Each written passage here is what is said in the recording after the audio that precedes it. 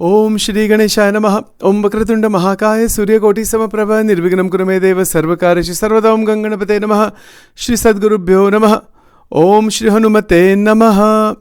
Welcome to Nitya Satsang. Today is the 13th of March 2025. I want to offer my prostrations to all the great sages and to the singular Parabrahma Paramatma residing everywhere at all times.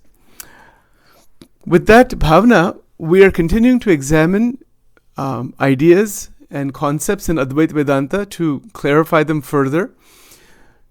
So today I want to present 3 points here briefly, and that is Adi, Anta and Kala Atita. Kala Atit. 3 words are here. So the word Adi means beginning. So Brahman is Anadi. Anadi means that which has no temporal beginning. It is Anadi, beginningless, existing prior to any point in time. So time is our experience through Maya. That there's the past, the present, the future, the movement of the planets, the movement of the galaxies, things like that.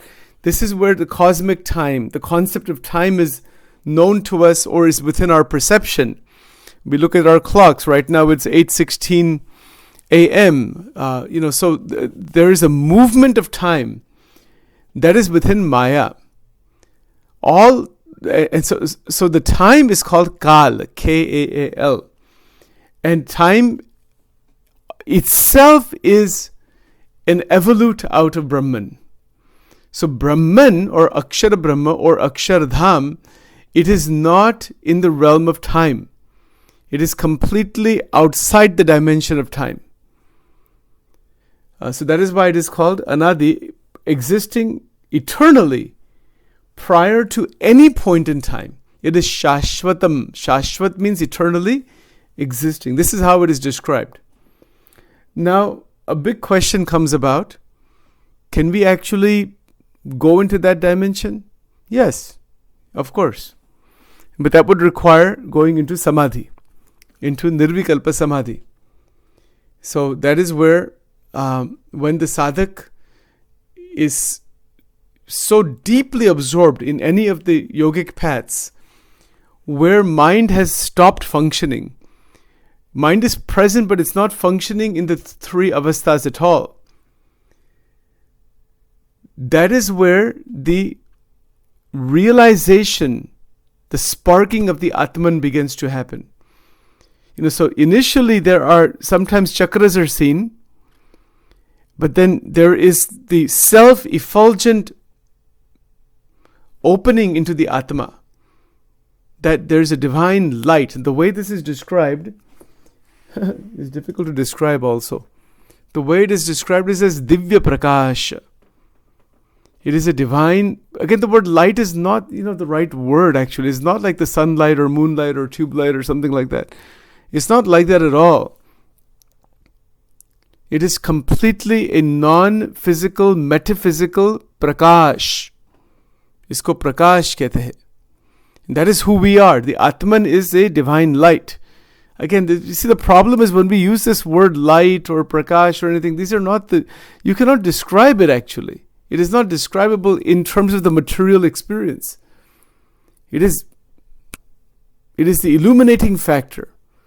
See, when we think of a tube light, or we think of a 1,000-watt bulb, or sunlight, moonlight, none of these are applicable. Even if the brightest white-colored light is there, that is also not applicable. It is divine light, Divya Prakash. और उसका जो अनुभव है, that only happens when the sadhak has reached a certain stage where all the disturbances, distortions, energy damage, all those things that we always talk about, all that has to be gone. Saintliness is there, pavitrata is there, sattva gun is at the highest levels, things like that. Then that divine light may appear. There's no guarantee. If there is even the slightest disturbance in the mind, it will not appear. That is why every Veda mantra ends with Shanti, Shanti, Shanti. Why is that? पूर्ण शांति होनी चाहिए. शांत मन, steady mind, peaceful mind. Shant, we say peace, but it really means it is completely non-disturbed. Still, absolutely still, stillness. That internal stillness is extremely rare. Our mind is hardly ever still. Still doesn't mean dead.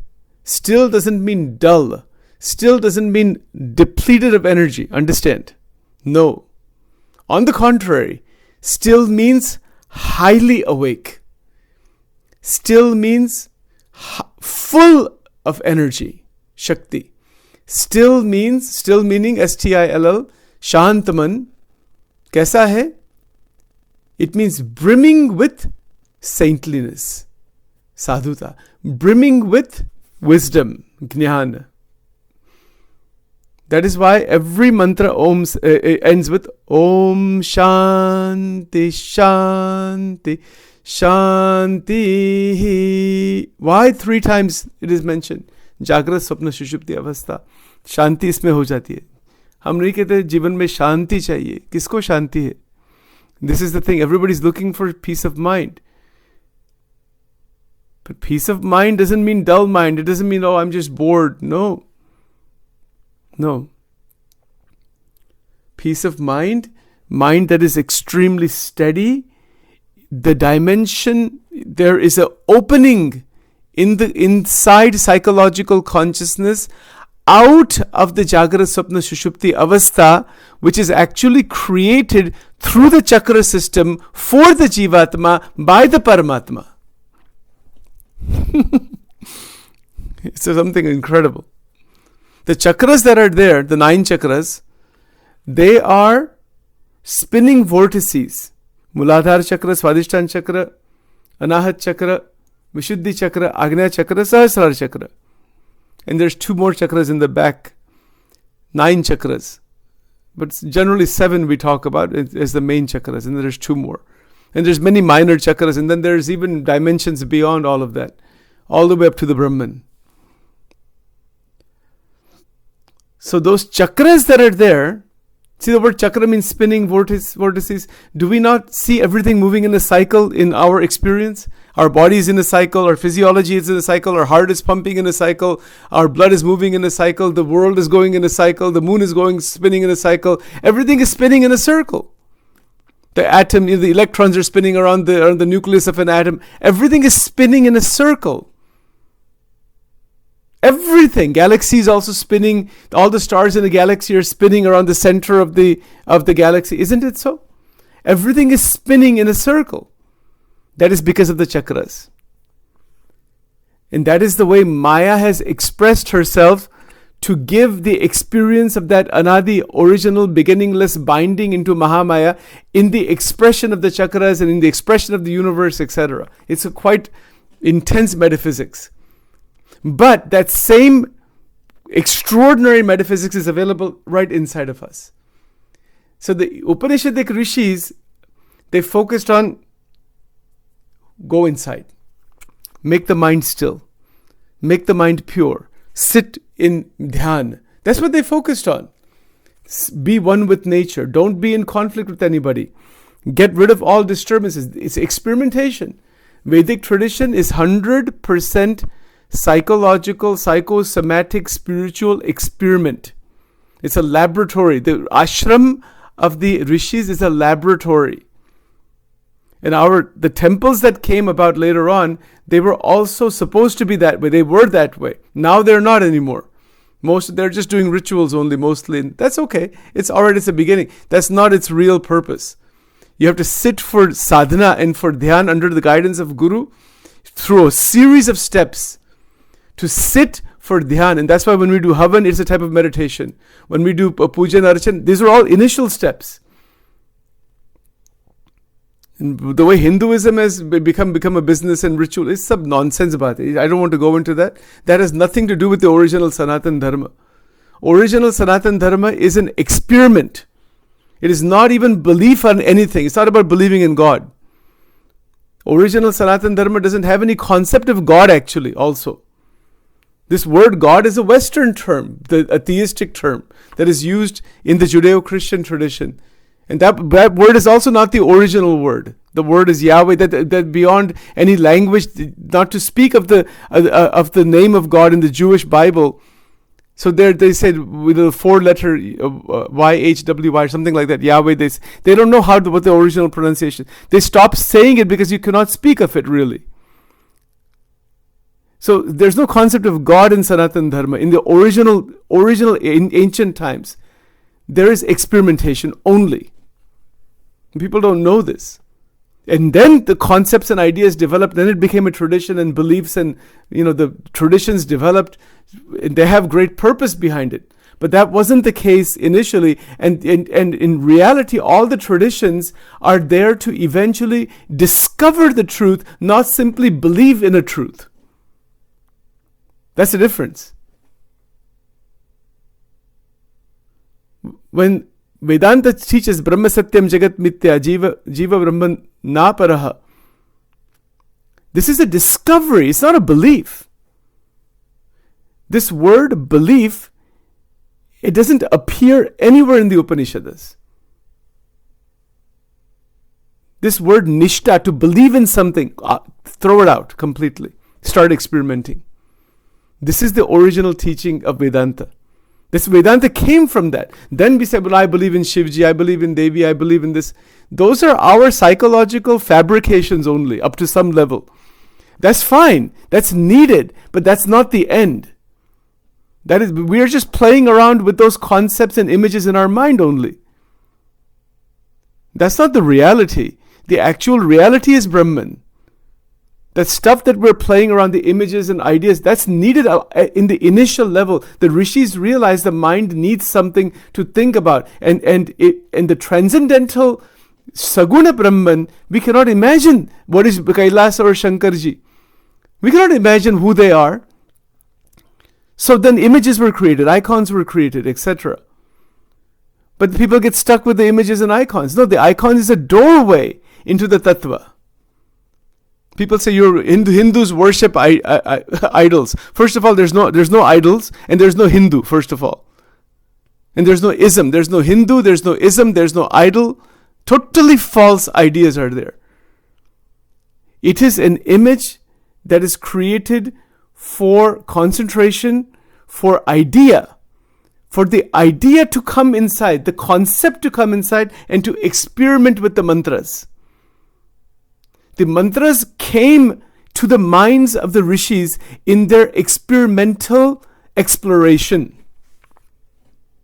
In the ancient times when Upanishads were created, before Upanishads were even written down by Vedvyashi, they were orally transmitted.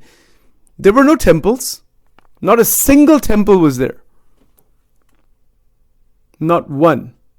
And if you want to experience Vedanta, go into nature, not into temples. Temple ko chhod do. If you want to go into really experience Advaita Vedanta, Swami Chinmayananji's Guru, God without a temple. Now, this is a scary idea.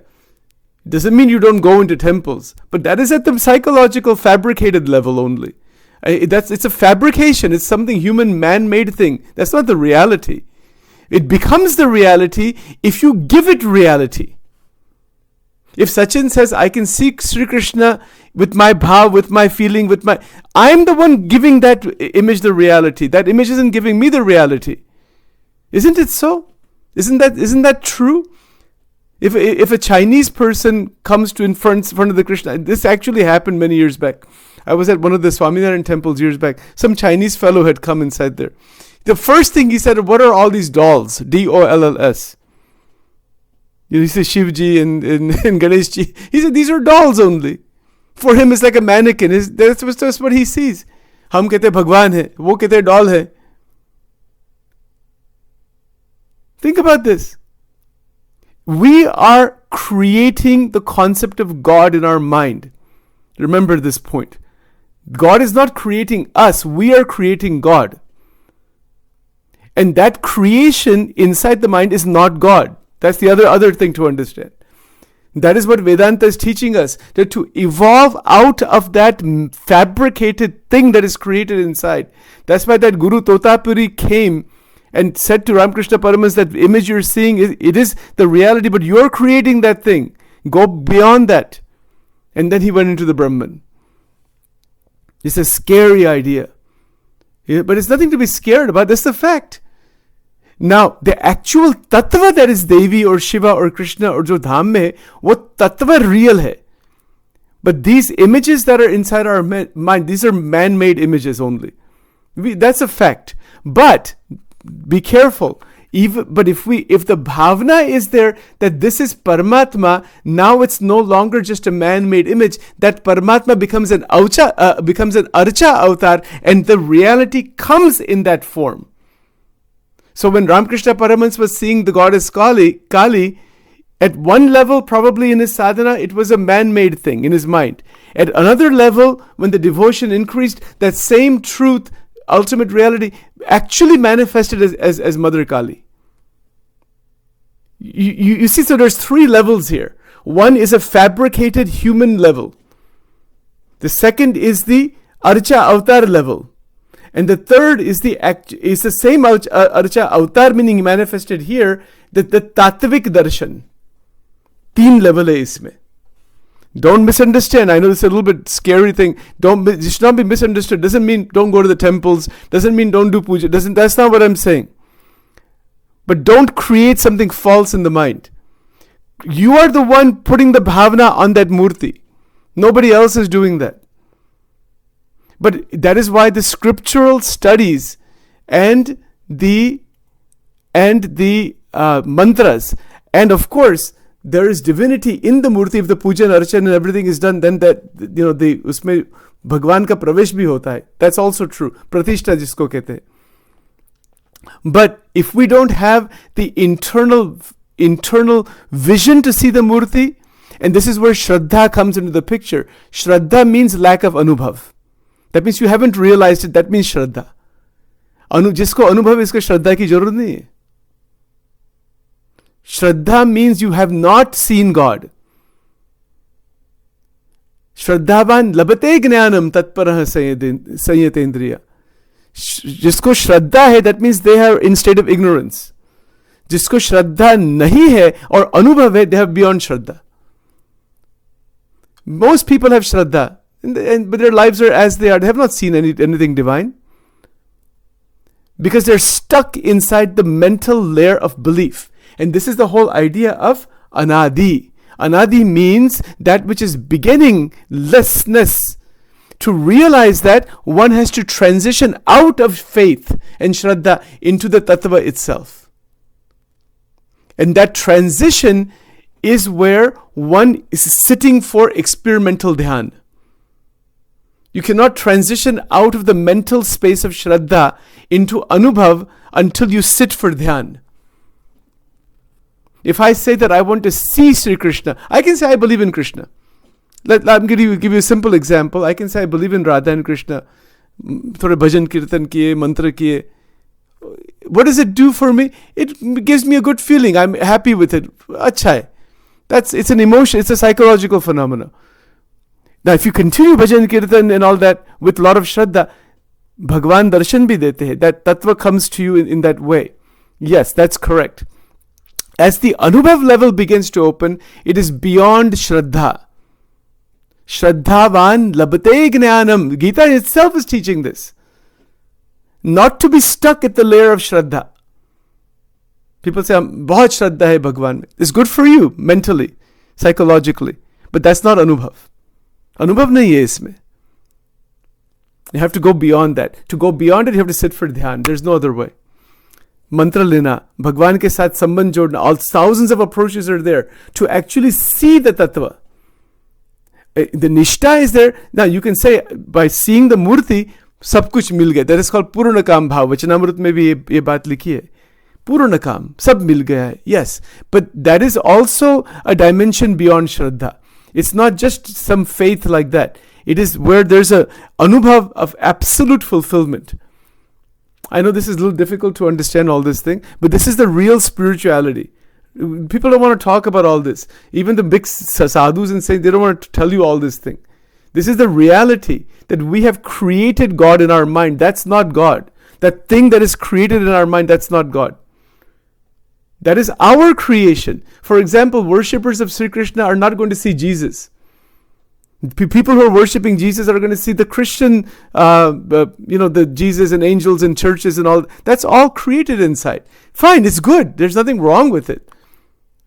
Why is it that Christians never see a Krishna if Krishna is the Supreme Lord? Why is it that people who are devotees of Krishna never see Allah or some Muhammad or somebody else or Buddha? Why is that? Because it's in our mind. That's why. That mentally created thing is not the real thing at all, not by any standard. That is a doorway into the reality. This is what Advaita is teaching us. It is a doorway. If you want to see the Golok Vrindavan jo dham hai Bhagwan ka, that is not a fabricated thing. It is actually there. But when we are worshipping Krishna here, we're fabricating it initially at the first level, and then if the Shraddha increases, we have to get out of our own mind and get into the Tattva itself. And this is the difficult part in sadhana. Sadhana mein ye part hota hi nahi. We get stuck inside our own mental world. Just as we have attachment towards family members and this and that, and all these things are rolling around, we just add God, Bhagavan into that chaos. And that's not good. That just adds to that. That's not the way. Bhagwan ki jo bhakti karni hai, that Bhagwan is real, that kind of Shraddha has to be there, and 100%, and the Viveka, that the world and its transitoriness is sifted out, and only Paramatma is kept. Bhagwan ki jo murti hai, Bhagwan ka jo dhyan hai, nothing else is kept with Shraddha, and from that Shraddha, by Krupa, by the grace of God, the Bhakta is taken into the state beyond Shraddha. So Bhagavan begins to reveal himself, or the Atma begins to reveal itself. I hope this makes sense. It's not just rituals and fear-based religion and all. Throw all that thing out. That has nothing to do with spirituality. Fear-based religion. Completely ridiculous. It is experimentation. It is 100% a laboratory. And you yourself are the laboratory. There's nobody else. You are the laboratory. You are the experimenter. And you are the one trying to discover yourself. This is Advaita Vedanta. Pure Advaita Vedanta yehi hai. Whatever is outside, even the world outside, the temples outside, the images outside, the scriptures outside, it's inside. There's nothing outside of you.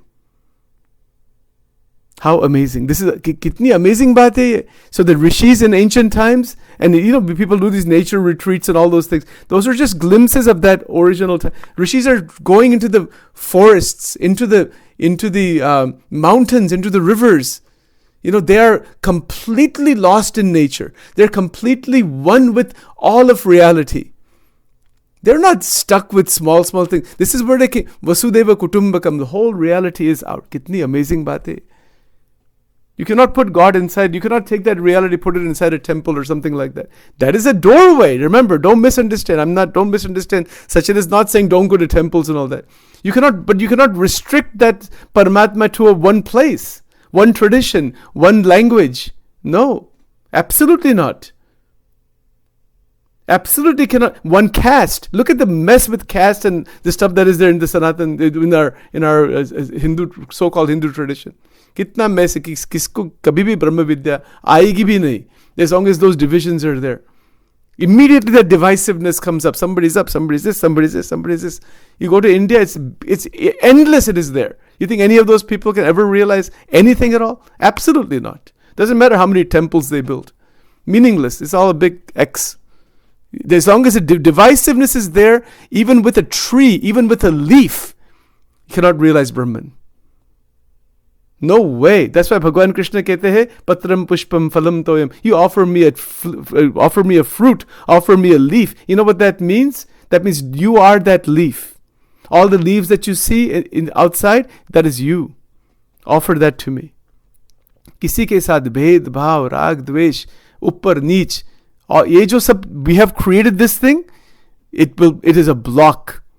It can never lead to the realization of the Brahman. Never. Doesn't matter how many billions of temples we might build, or how many scriptures somebody knows, or how many verses somebody knows. Doesn't make any difference. It's all a big zero. The divisiveness kills the spirituality. Even to put a board, a Hindu temple, that kills the spirituality. If you put a board there like that, and somebody goes and says, I am a Hindu, you're gone immediately. Fail. Thrown out. Think this is a fact. If you put a board out there, finish. Kitni difficult baat hai. You have to do that though. What can you do? You have to put some name, but internally, get rid of all that thing. That's why go into nature. There's no board. Is there any board out there? You can go to parks have boards. Newcastle County Park and all that thing. Is a tree saying, I'm a Hindu tree? Is a tree saying, I am a Christian tree?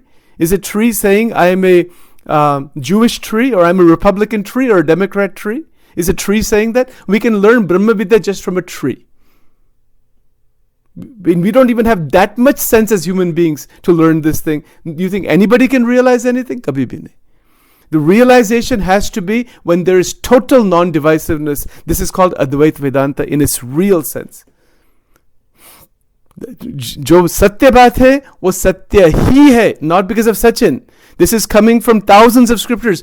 Look at Chinmay, look at the missions, Chinmay mission, look at Ramakrishna mission, look at the Advaitic organizations present today. They'll all agree with this point. In fact, that is what they're teaching. Their mission is to try to open this dimension. Each and every one of them. ऐसी अद्भुत बात है सब. Right? So this is the reality. It is very difficult to understand. In short, let me just say, I took a little extra time here today. In short, only one point. Experiment. Try to stabilize. Try to make the mind absolutely clean. शांत बना देना मन को. राग द्वेष छोड़ देना सबके साथ. Rag dvesha viyukta vishayan indresha. Everything Sachin is speaking humbly for Sachin, for this mind, it is all in the Gita. Gita doesn't have a title. The Vedavasi didn't say this is for people of India, people of Hindustan, or all. Throw all that thing out of the mind. Until we can get rid of all of that thing, we can never realize what is the Gita. Impossible. Absolutely impossible. It has to be completely thrown out of the mind. All those divisive things. Then the radiance of the Atma Tattva, that Divya Prakash, and that Paramatma in that Prakash is going to show up. Vachanamrut mein likha hai ज्ञान की स्थिति. बाकी कभी भी सपने में भी इसका दर्शन नहीं होता.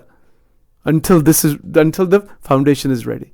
Let's stop here. Om Vakratunda Mahakaya Surya Koti Samaprabha Nirvignam Kurumedeva Sarvakarishi Sarvadam Ganganapate Namaha Om Divalingaya Namaha Urdhvalingaya Namaha Anandalingaya Namaha Dvadesh Jyotirlingaya Namo Namaha Om Aim Rim Klim Chamundai Viche Om Trambakam Yajamahe Sugandim Pushtivardhanam Urvarkamiva Bandanan Mrityor Mukshya Mamrutat Om Namah Shivaya Om Durge Rakshini Tata Swaha Om Aim Rim Klim Chamundai Viche Om Shri Radha Krishna Arpanamastu.